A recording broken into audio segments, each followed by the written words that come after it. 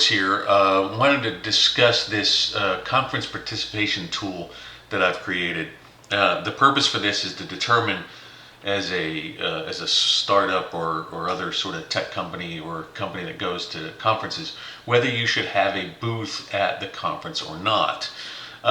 So the first thing I want to get to before we get into too much of the other details here is to say that if you are going to have a booth at a conference, if you are going to sponsor a conference or something like that, you have to make the most out of it. So if you're going to just stand at your booth like a statue and wait for people to come to you, you probably shouldn't be doing this at all. The reality is that a lot of people do that. I go to conferences all the time and I'll walk through the exhibit halls and see people just sitting on their butts as people walk by. That's the wrong way to do it, and you are not going to get any ROI out of that. You need to be active. You need to be reaching out to people and talking to them, seeing what kind of connections you can make out of that. Because if you're not going to do that, just don't do it. It's going to be a huge waste of time, and you could probably get a better ROI out of AdWords or LinkedIn ads or something like that. All right, so let's dive in. Got some dummy data in here real quick, but first I'm going to go to the config tab here. The reason why I have this here is because this is really how we're going to calculate our expenses as well as our ROI. Now, you could probably leave some of this information in here in the first 3 rows at least, and that's going to be lead volume per sponsorship, and that is implicit there to be sponsorship/exhibition, lead volume per speaking, lead close rate. So those values there are just swags at the moment. They are based on information I have about my companies, but yours could be different. That being said, it's not as though mine are performing extraordinarily well or extraordinarily bad. They're pretty average, so there you go. The 4th row, average deal size, that's going to depend on you. That's going to depend on your particular company and your sales. If you do not have enough volume to know what your average deal size is, then again, maybe conference sponsorship isn't for you because you're still too early in the process. But after a little while, you'll have your average deal size. You could even do things like I like to use 3-point estimating for some of this stuff, so you could use that. Rows 6, 7, and 8 are travel costs. Now these travel costs, again, these are sort of average travel costs, hotels per night, flights, and meals per diem. That's sort of average stuff that I've gathered elsewhere. And again, you're going to know better about what your average costs are depending on where you are in the world. And we're going to be replacing those with real values later on. The next 2 tabs I have here, going from right to left, is speaking and sponsorship. I'm gonna concentrate on sponsorship here. And again, as a reminder, this isn't just straight sponsorship, but this is exhibition. For the most part, I don't favor sponsorship without an exhibition, without a table somewhere. Again, sponsorship is not going to get you a ton of ROI. So what I have here is just a spreadsheet that I've set up to make that decision. And I've used a conference in the accessibility community called CSUN. It's the CSUN Conference on Disabilities. And that is pretty much the biggest conference in the world for accessibility. So I'm using that data. Now, this spreadsheet here is both used for decision making as well as tracking. And over time, you should create some formulas in the config that actually reflect reality. For instance, for your lead volumes and your deal sizes and all that sort of stuff. But of course, if you're starting out, you don't have that, which is why the config has some just basic hard-coded sort of things. So real quickly, we have the month, day, year, et cetera, et cetera, et cetera. But the real meat starts in column I, which is estimated attendees. This is going to be really, really important. If you are going to be giving a conference money, you should expect to be able to ask them, how many estimated attendees do you expect? And they will tell you a number, and it might be inflated or whatever, but generally speaking, it's going to be accurate. They might say, they might inflate the numbers a little bit with respect to how many people buy versus how many show up. how many show up to a conference versus how many people buy tickets is often different. There will be a lot of people who just have to cancel at the last minute or whatever. Anyway, CSUN says they have 4,500 attendees. Column J is the conference length in days. And so our first calculated field here is K, which is how many attendees per day are going to be there. This helps us normalize normalize conferences against one another. So in other words, you could have a week-long conference, you could have a single-day conference. And so the sizes of those are obviously going to be different. A multiple-day conference is typically going to be bigger than a single-day conference. And so when you're comparing the relative value of a specific sponsorship against another, you do need this attendees versus days thing. Event type is going to be in-person, hybrid, or virtual. For the most part, I favor in-person events more than other types because, again, you're going to be able to actually meet people and connect and have conversations, often multiple conversations if you have a booth at an exhibit hall. Next up is this section here that I have from N to, it's pretty long, all the way down here to AJ here. From N to that, it's going to be the information on the sponsorships themselves. Number of sponsors listed. Again, that's going to have information for us that relates to social proof, right? So if there's a ton of conferences listed, ton of sponsors listed, then that means that it's a desirable conference to be at. Pretty straightforward, right? Number of sponsor tiers, not terribly important for us, but we do want to get this information around how many, what they cost. And again, we have tier 1 cost, and then we have cost per day. And then we also have cost per person. The cost per person is kind of important. You want to know what it's going to cost you to be in front of the people who are coming. Now, not everybody is going to come by your booth, but the point of this being, if a specific event costs a lot more than other events, you might want to skip that one, right? We're going to skip over here. It's pretty repetitious. Sponsor tier 2, sponsor tier 3, etc., etc., etc. Okay, so now at AJ, we're going to have our average, AI and AJ, we're going to have our average sponsorship cost.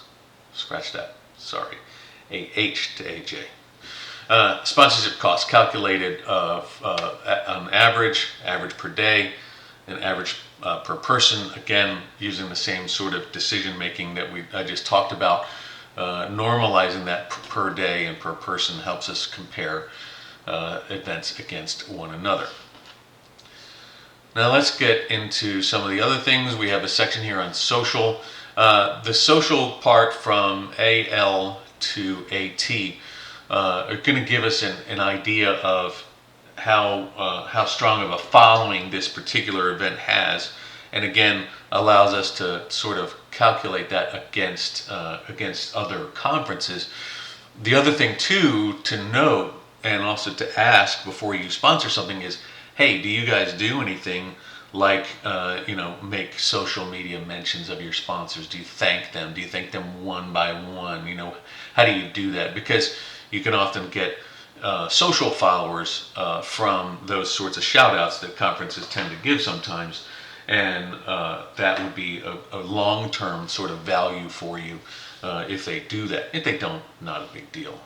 Sometimes when you have a lot of sponsors, they're definitely not going to do that.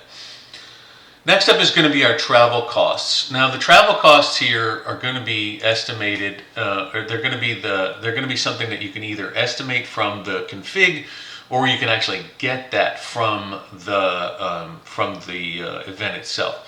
Now, because I'm using this information that I've already used for this particular conference, I've entered the real values in here. The hotel, for instance, was $25.37 to stay at CSUN for the week. Airfare was $18.19, meals and incidentals $3.75, etc. We sent 2 people.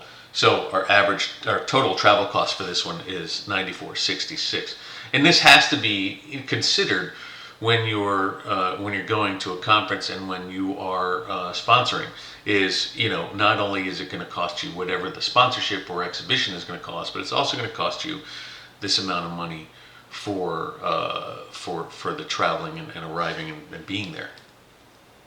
So now let's take a look at the real guts of this in terms of ROI. So in BB to BD, we have our expected leads, expected deals, and expected gross return. Now again, going back to the config, this is going to be our calculated values. So column B1 here says lead volume per sponsorship, and that's going to say we're going to get 2.5%. We can expect 2.5% of the attendees to become a lead. And so that's where we start at calculating this. The next one that we're going to be considering is the lead close rate. So out of the leads that you do get, how many of those are you able to close? And that's going to be 5%. So we're doing 5% of the 2.5% from before. And again, this is entirely realistic. But our average deal size is $16,000. So given that our average deal size is $16,000, that's where we get the expected gross return here. So we're going to expect to get, out of that 4,500 people, we're going to expect to get 112.5 leads. That's really aggressive, by the way. Just knowing what I know about this particular conference, it's pretty aggressive. That really does reflect the fact that you need to be out there meeting people, getting their contact information, getting lots of demos lined up, or whatever it is, however it is you sell your product. 112 is not unrealistic, but it is aggressive. But out of that, we're only expecting 5.6 deals. Okay, so out of those 4,500 people that are at CSUN, we're only going to get actually 5.6 deal, or basically 5 deals out of this whole thing. And that again is entirely realistic. I can remember CSUN where I did less deals than that, but the deals that I got were pretty large. This means our expected gross return is $90,000. Again, 5 times 16,000, or 5.6 times 16,000. Where you're going to run into risks is that you're going to have that risk that you if your deal sizes are small, or if your performance is low, that's when you're going to run into risks. Because let's take a look at this particular case here. The sponsorship cost was $26.50. That was the 8x8 or something like that booth at CSUN. So that plus our travel costs was $12,000. So our expected ROI is the $90,000 minus these two put together, which is $77,000. And what's our multiple on that? That is 6.43. That's a good multiple. So right there, we are already looking favorably at sponsoring this particular conference. Because the 6.3 multiple is really, really good. Generally, I want 3 to 5. 3 is kind of like my minimum. If I don't get 3, then that's going to make me grumpy, because I could have made that money with other outreach activities, right? I could have made a 5x probably on targeted outreach and boosted posts on LinkedIn. All right, so let's go back into these other decision factors, because these are still important to us. Is the conference related to something that we do? That's really, really important. If it's not related to what you do not go there. If there's not an active audience, that's in BL, our attendees from companies we sell to. If they're not from companies we sell to, we do not want to go there, right? So, for instance, if it's a conference that makes car part, like it's just for vendors who make car parts, I'm not going to go there because I'm an accessibility thing.